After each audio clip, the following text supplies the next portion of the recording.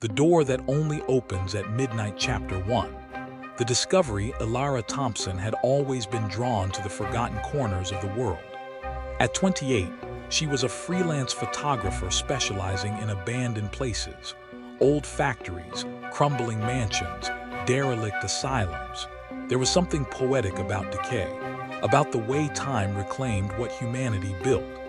Her latest obsession was Blackwood Manor, a sprawling Victorian estate on the outskirts of a sleepy town called Harrow's End. The manor had been abandoned for decades after its owner, a reclusive industrialist named Victor Blackwood, vanished in 1923. Locals whispered stories, madness, murder, even occult rituals.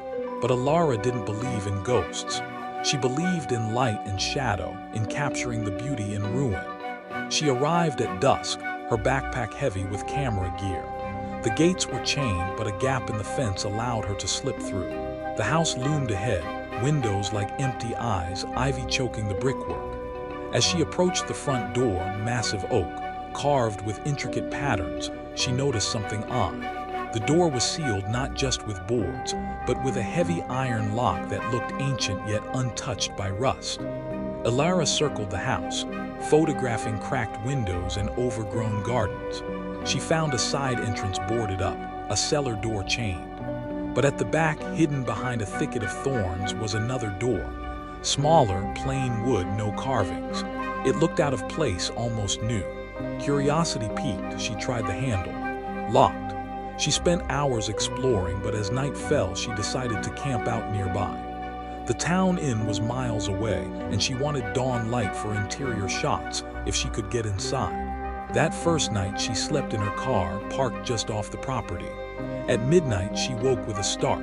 A strange compulsion pulled her toward the house. Grabbing her flashlight, she walked back. The back door, the plain one, was ajar. Heart pounding, Ayesha pushed it open. It swung silently, revealing a narrow hallway lit by moonlight filtering through cracks. She stepped inside, the door closing behind her with a soft click. The interior was nothing like the decay outside.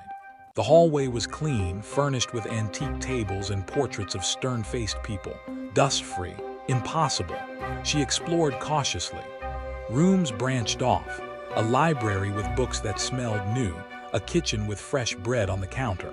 Her camera clicked furiously. In the center of the house, she found a grand staircase leading up. At the top, another door, this one ornate with a clock face embedded in it, hands frozen at midnight. She tried the handle. Locked. As she descended, a chill ran through her. The front door, the sealed one, rattled as if someone was trying to get in, but no one was there. Ayesha fled back to her car, the back door slamming shut behind her. In the morning, she returned. The back door was gone, just solid wall where it had been. She thought she'd dreamed it, but her camera held photos. The clean hallway, the bread, the midnight clock door. She had to go back. Chapter 2. The threshold. Over the next week, Ayesha became obsessed. She researched Blackwood Manor obsessively. Victor Blackwood had been a clockmaker before striking it rich in steel. He'd built the manor in 1890, and rumors said he dabbled in the occult, trying to cheat time itself. Locals avoided her questions.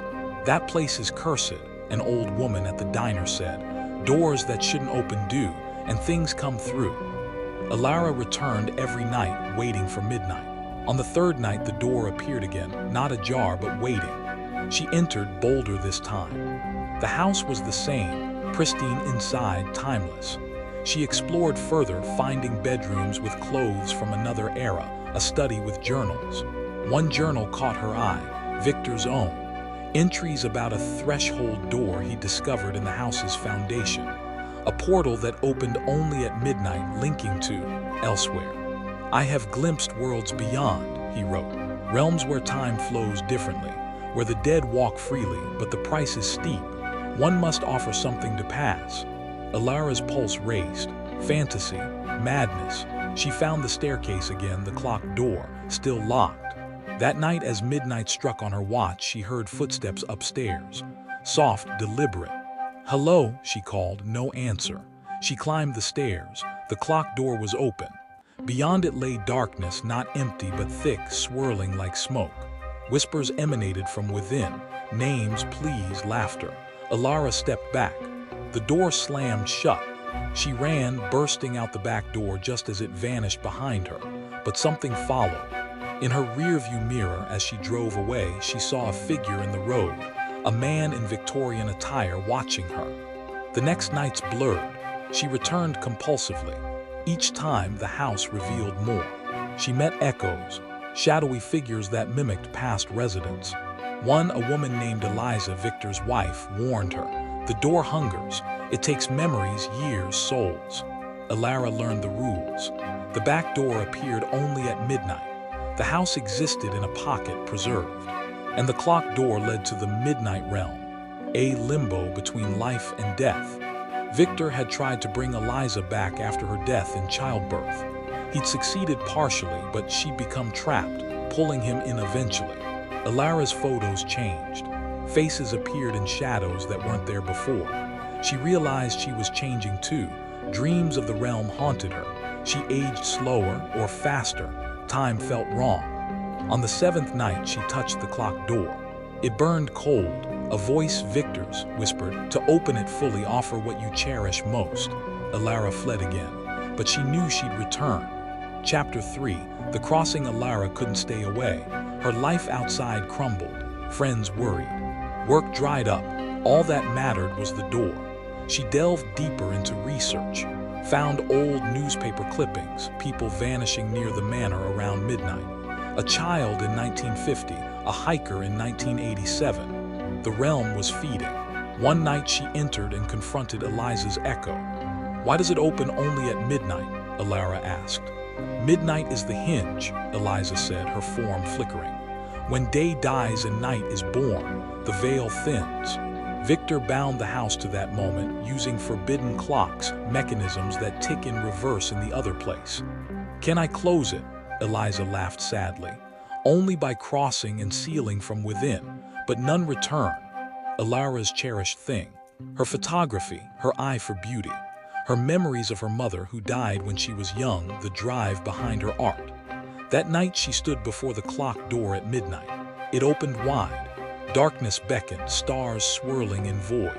Figures waited, lost souls, including Victor, gaunt and pleading. "I offer my sight," Alara said, not knowing if it would work. Pain lanced through her eyes. The world blurred. She stepped through. The midnight realm was vast. Endless corridors of doors, each leading to moments in time. Echoes of lives played out. She saw her mother young, laughing. Victor arguing with Ayesha. But horrors too, twisted entities that fed on regret, pulling souls deeper. Victor appeared. "You came to save us or yourself." "To end this," Alara said, blind but sensing. She navigated by whispers, finding the core, a massive clock, gears grinding souls. Entities attacked, draining her memories. She forgot her mother's face, her first camera, but she pressed on. Chapter 4. The closing in the heart. Alara faced the Guardian, an amalgamation of all trapped souls, Victor's madness at its center. "You cannot seal it," it roared. "We need the living to remember us." "But you're trapping them," Alara countered, twisting time. She smashed gears with a wrench from Victor's study, somehow manifested here. Souls screamed as they freed. Light pierced the void. Victor, separated, thanked her. "Ayesha, free her." Alara found Ayesha, guided her to a bright door, true death, peace. As the realm collapsed, Alara's vision returned partially, enough to see the clock door back in the house. She stumbled through as it closed forever. The house aged instantly, dust, decay, ruin, the back wall solid. Alara emerged into dawn, blind in one eye, memories fragmented, but free. Years later, she lived quietly, no longer photographing ruins. She warned wanderers away from Blackwood Manor. The door no longer opened at midnight, because someone had closed it from the other side. Or had they? On certain midnights, whispers say a new door appears elsewhere, waiting.